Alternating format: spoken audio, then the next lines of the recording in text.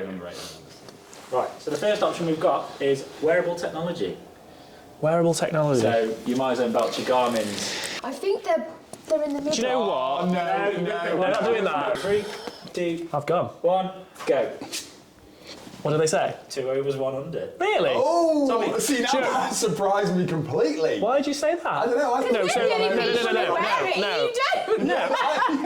Sorry. What about he wears this? his watch, Calm doesn't down. he? Yeah. The reason I go with this is more for steps and how important they are Okay. in kind of getting enough steps in and how, kind of a positive influence that they have in terms of, weight loss and just general activity generally. So that's why I've gone with that. So I actually love wearables, especially some of the ones that measure HRV and all that. So I think they're good for that, but I think people can get a little bit too obsessed with it and honed in. I do agree. Not understand how they should be feeling and all that jazz. Yeah. Same for me. I love my MyZone belt. I like tracking my runs, but I think for a lot of people, especially beginners, you probably don't need to worry too much about it. Just go and get started, do something. Don't let your Whoop band tell you that you're under recovered if you feel great as well. Yeah. So Yeah, there's a line in there, definitely. And exercise snacks, so your 10 to 15 minute workouts. How do we feel? 3, 2, 1. Unanimous. You're the same? Yeah. Well, it's just easy to do, and it all collectively makes a big difference, doesn't it? They're just easy to do. No changes. I think just because people complain about time so much in terms of getting training in, most people can do 15 minutes, right? So. Well, even less than that, though. underrated. Exercise snacks are normally like a minute, 2 minutes. Sprint on the spot for a minute, 10 times a day. Yeah, people think they have to have an hour spare in the day to train, and it's not the case. Yeah, so they're looking at the mountain and not the first step. Ooh. What's an analogy? Oh, You've been practicing, haven't I should do talks or something. A podcast. Make sure if you do quote that, put my name under. I don't think I've got the confidence to quote myself on my own presentation. That is ballsy. It's so I ballsy. quoted myself because I thought it was funny. Right, number 3, cold plunges. 3, Definitely. 2, 1. Unanimous again. Go on, Dan. Who's starting us off? Go on, Dan. He's probably best to answer For this. me, it is just, I don't think the research supports the benefits as strongly as people think. From a recovery standpoint, from a physiological changes. Now, mentally, psychologically, if people find benefit from it, start with the hardest part of the day, etc., fair enough, but I just can't think of anything worse, to be perfectly honest. I will never, totally in a million agree. years, get in water that Nope. cold. No. I literally wear a swimsuit in St. Ives in that water in the summer. It's freezing. I couldn't think of anything What kind of worse. swimsuit? Just a full body, keep me nice and warm. Wetsuit. In a wetsuit. Cool. That's what Get I was rid of like. I wear a what you say? I wear a swimsuit when I go on the sea. We have to get rid of that. You're the best in the business. You'll get rid of In my that. head, I've got that old school the stripes on, like short, long john things. Oh, Jesus I Christ. think that it's overrated with the miraculous health benefits that it says it does. I do know there is some research to help to prove that it helps with different things, but I think it's overrated for women doing cold plunges. It's more based on the benefits for men. And it can negate your muscle growth as well, can't Absolutely, yeah. If you do it immediately post-workout, consistently, it will have a negative consequence on your adaptation. Yeah. So definitely don't do it around your training. And then women who do suffer from Raynaud's, get really cold hands, or do suffer from the cold or adrenal issues, then they definitely shouldn't be doing cold water therapy, in my opinion. Sleep tracking. I'm ready. Kind of falls into Can we your go? level tech, but I'll go for 3, 2, 1, go. Agreed. Look at that. What a team. Tommy starts. I've not looked at the research of that, and if there would be an awful lot to support it. I don't know if you have or not. No. But I don't know. I generally feel like you're going to be aware of how good your sleep is. Yeah, again, people are going to get obsessed with it, aren't they? Yeah. Like the best thing to know if you've had a good night's sleep is how your energy is and your mood and how hungry you are and all that after the next day. Yeah. I don't think you really need to track your sleep like you would your exercises and your calories and all that. I just think, I can't imagine, now it could be proved wrong on this, but I can't imagine that a watch would be able to really know anyway. That's the other thing. I think it's going to be guessing. The technology isn't going to be like, it sounds enough great, to but really know, are you in like REM sleep or whichever stage of sleep Mine's you're in. always wrong. We could probably, like, That's what I mean, from like, my own how good is experience it? wearing Whoop and stuff, it based on your HRV and stuff as well, isn't it? And they've probably got there's new data coming up because they're starting to have analysis of women's stuff and not just on men's data. But I don't know enough about it to comment. But I do think, based on, like, if you've had a shit night's sleep or a good night's sleep, and if you've moved. And if you've got kids, it's just completely... forget it. Just forget it. So massively overrated. Yeah. Fasted workouts. I'm ready. Yep. Tom? Yeah. 3, 2, 1, go. Over for all three of you. Look at that. Put it the right way round, Tommy. Bloody hell. It broke my hand going that way then. Dan, kick us off. I've got no issue with people doing it. I do it. I feel best doing it. So no problems with it. But I only said over for the benefits that some people think it has in terms of fasted cardio for fat loss isn't a real thing. So that's why I said over, but no actual issue with doing it per se, because it works best for me. So. Totally agree with exactly what you said. That's where I was coming from with it as well, in terms of people thinking the benefits in terms of weight loss, just not being the case. So I definitely agree with that point, but also some people just don't do well fasted and their workouts go to shit. And women in general, men respond better to fasted cardio or fasted workouts than women. So a lot of women fast, but I think they're actually better not fasting in the morning, based on their insulin response and glucose response and all that. Which we have a video coming out on about soon. Oh. If we look at the performance data, it does seem most people perform better physically later in the day with food in them. I think just psychologically, for me, it's like get it done in the morning. Yeah. So the fasted or non-fasted is irrelevant for me. No, I think it's more the individual, in the morning, Yeah. and I'm not going to get up at 4 a.m. to have a snack to then train at 6. No. So I had to train, when I was doing CrossFit at 6, I literally had to teach my body to digest something in the morning. So like that's why my little advice was to have like a rice pudding, and with creatine in it, it's really easy to digest, and I had something in my stomach. And the difference in my performance, I was not flagging when it came to the water. I was like, let's go.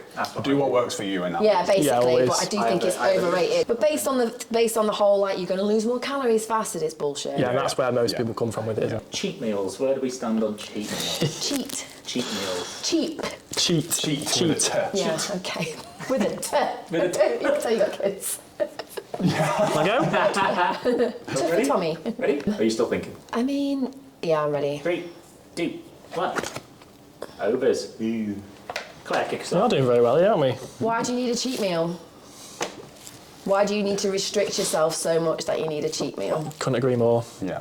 Like, it's all about balance. And if you're going to have, I don't know, I think it's got some negative connotations. I just think the whole word in itself is just Yeah. shouldn't exist anymore. You know, it's just creating such a negative feel towards certain foods to make that person feel terrible, or they kind of get away, or they're cheating. You know, like it's just Yeah. to be toxic almost. If anything, like, use the right terminology. Yeah. It's not always a cheat meal. Like, anyway, it's a cheat. Sometimes people have a cheat day, don't they? And you just call it a refeed day. Like, oh, I've restricted for whatever reason. If that's what their The goals difference are. for me, though, is a refeed would be more structured, Yeah. whereas I think what I see from personal experience, naughty. talking 10 years ago, or maybe more, and also seeing other people, is a cheat day or a cheat meal just ends up being an absolute, like, binge out. Pig show, literally. Pig out on everything you've been avoiding for the last 6, 12, 8, whatever, however many weeks, which I feel is an unhealthy relationship to have with food. And I just don't think most people with most people's normal goals shouldn't feel the need to do it. Absolutely not. Understanding bodybuilders, etc., they're in a different headspace. Yeah. It's a different conversation. But for the average everyday person, you shouldn't need to have a cheat day or a cheat meal to Totally feel agree. somewhat enjoyment around your nutrition. Yeah, spot so on. the healthier sort of perspective, or the healthier outlook, or the healthier wording to say would be, oh, I'm not going to eat as many calories today, or be good, or, you know, not eat much junk food because I'm going out for a curry later. Yeah. That's not really restricting yourself. You're just eating healthier now because you know you're probably going to go over a little bit later. So it's like It's a little bit- calorie banking, not cheating. Yeah, it's just about being a little bit balanced and kinder. It's the wording. Like cheat meal just feels like. Yeah. Well, cheating in any other aspect Yeah. is not good, is it? So No. So it's overrated. The Definitely. yeah. Weekly weigh-in. We go? Yeah. 3, 2, 1. Ooh, mine is I bet we're split. I reckon we are split through this. Okay, you kick us off. I'm coming at it more from the fact of people who regularly weigh in are better at maintaining their weight just because they're more aware of it. Obviously, you have to balance that up with potentially psychological issues. If people become obsessive with it, then yeah, that's not great. But once a week would be absolutely fine. So yeah, that's my point with that. I think if your main goal is to fat loss, then that's one of the little tools. I could hover between the two. I think it's overrated if you get obsessed with it, but I think it's underrated if you want to, because you know, if your things aren't working and you really need to dial into stuff, you need to start tracking things and consistency and being regular with it. And for women, again, you can see where you'll have your different baselines along your cycle, so you can compare your second month to your first month and not compare week to week, because you're going to fluctuate. So it's good to you'll have your first baseline, and then each week you can track it that way. So for that reason, I think it's a little bit underrated. But So I kind of agree with that. The reason I said over was I was actually thinking more on the lines of, if you are using weight as a metric, I would probably want people to do it more than once a week. Yeah. oh, So, you know, you like the classic like weekly weigh in at like a slimming club, or I've put 2 pounds on this week, and then there's a lot of negative. Yeah, it's blurred, whereas isn't it? actually, you probably just fluctuated around. So I would say do it like twice a week potentially, and average it, and then you'll get a better, smoother line as to where your weight is going. Yeah, that's a good point. some of But them like used you to say said, every day, didn't they? Then you take your average of the week. yeah, that's, I mean, that's obsessive. yeah, I mean, yeah. So for some people who get obsessive with it, maybe it's not the right. But you thing can to still at do all, that and but- not be obsessive with it. No, exactly. And that would be great. But yeah, yeah, I see what you're coming from. Like, people do, don't they? yeah. So you have to be careful with it. But yeah, So pros yeah, and it's a good cons. point. Progress pictures. Oh, It always depends on the person, doesn't it? Right? So You're going for a... if they've got a goal in going mind, mindset of like general. Like the general client that walked through the door. well, the clients you've had Accelerator and all that. Ready? no, because they're not general, are they? They're specific in what they want to do. Well, yeah. Well, that's what we're tailored to, right? Your Not experience. Not really. I'm going anyway. Not letting her influence me. 3, 2, We're all doing it anyway. Oh, Tommy, what the? Dan, kick us off. It's just it's interesting to hear everyone else's perspective. I just viewed it like, I think progress pictures can be a really helpful tool to see body comp changes that aren't necessarily represented on the scale. I just think it's another way of tracking your progress, along with weight, along with measurements potentially, our in-body machine, how your clothes fit, and then pictures. And I think the people who've done pictures, and then when you do see the big changes, they're quite motivating for people. So that's why I think more people, if they're wanting to change their body shape, should probably do them to look back on and see the progress they've made. That was my thoughts. I mean, basically what he said. It's funny. I do agree with exactly what they said. I just think in terms of importance, as you said, someone coming through the door, I don't know if that would be top of my list. I think there's many other things that they can do to kind of keep an eye on things and just get themselves into the gym regularly, trying to eat better, all those things. But yeah, it is a good tool. But I think as well, just because out there on social media, like the before and after pictures, they're so kind of G'd up. Like, look what this person's done in 4 weeks. And with it can almost, we talked about it before, it can be like a bit obsessive and toxic, and it can, and they don't it can show bring the that. journey or the steps Exactly. that it took from A to B. So and also, you don't see the after. That was the result after 12 weeks, but then what was the result in the next 12 weeks or the next 12 months? So I think where they probably regressed back from that if they've dieted in an unhealthy manner or an unsustainable manner. So there's definitely negatives with them as well. And just to put an extra layer on that, what you don't see is the before and the after of how they're feeling, their energy, their mood, their sleep, You see the the hair picture. falling out. If you're going to do it drastic, I'm going like to extremes. Yeah. But yeah, I think... You're seeing a picture, aren't you? Yeah, but I think progress photos can be really... Used in the right way. motivating. And just like you said, things weren't changing on the scales, but when I saw my progress photos, I was like, oh, shit. My clothes did feel looser, but then sometimes you're like, oh, have I just washed them or not properly or whatever, and then you're just like, Yeah, Or was I it in my agree. head? But when I saw my progress photos over 4 weeks, I was like, oh shit. Yeah. So I mean, using the right way, it's great, isn't it? But like I said, in some instances, it can kind of create a false expectation, I guess. And it Yeah. can have a negative effect because, like, when Yeah. I look back on some of my pictures, it makes me feel really You shit. you said it recently, haven't you? And so later down the line, when you Yeah, look yeah, back, yeah, you're like, yeah. oh, look how I was. Yeah, but then it doesn't tell you what was going on then, and Yeah. the relationship you had with food. So I mean, if I or ask you your what that training experience was like, intensity it and- seems like it was a negative one, It right? was. So Yeah, yeah, people yeah. would look at that and go, oh, he was amazing there, Yeah, but yeah, yeah. the Yeah, ins but and outs then, with it. then if, like I said, all the other layers that I said, Exactly. like, how happy are you now compared to Yeah. what you were then, like, with regards to, like, the food you couldn't Yeah. couldn't Yeah. eat. AI fitness coaching, because it is on the rise. For people who say maybe can't access a PT, This is really, really hard to answer. this is a tough one on purpose. That's why I saved it till last. Do you I know don't why really it's know enough tough? Is about because it, I don't Dan. think there's... Can we argue that there's a massive surge in demand for it right now? Yeah. Peloton? What other things are being Restaurants used? Loads massively of... fallen, hasn't it? Oh, yeah. Has it? Yeah. Well, Don't ask why. it's because a lot of people are turning to the AI to build them a plan rather than speaking to people. It's convenient. I have come across it. I have considered it. Yeah, it's one But of do you them have again. anyone to talk to? As in voice to voice? No. So this is the big downside, right? You obviously lose everything that we obviously see on a day-to-day with people. Yeah. Like personal touch, speaking to people, the community side of Right. things is completely... I hope, are we going to go?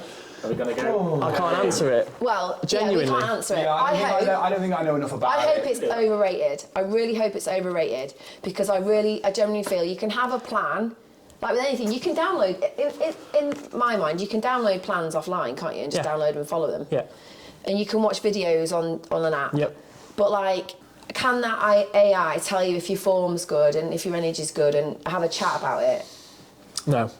I mean, that The probably answer is will to that. happen at one point because the video AI will be there, won't it? But I just hope it's overrated because there's nothing better than that. I think there's the personal only touch. other thing to think about for me is like if it makes fitness more accessible to some people who maybe can't afford a service great. like ours or haven't got the time or the ability to get into a gym environment, Yeah. then it could then be very beneficial. But I don't know whether it will work in the way that people hope it will because we know for most people the accountability in the community is like the biggest driver behind their consistency. So Yeah. it would be hard Totally to agree. replicate that with AI, but who knows? See what the future holds.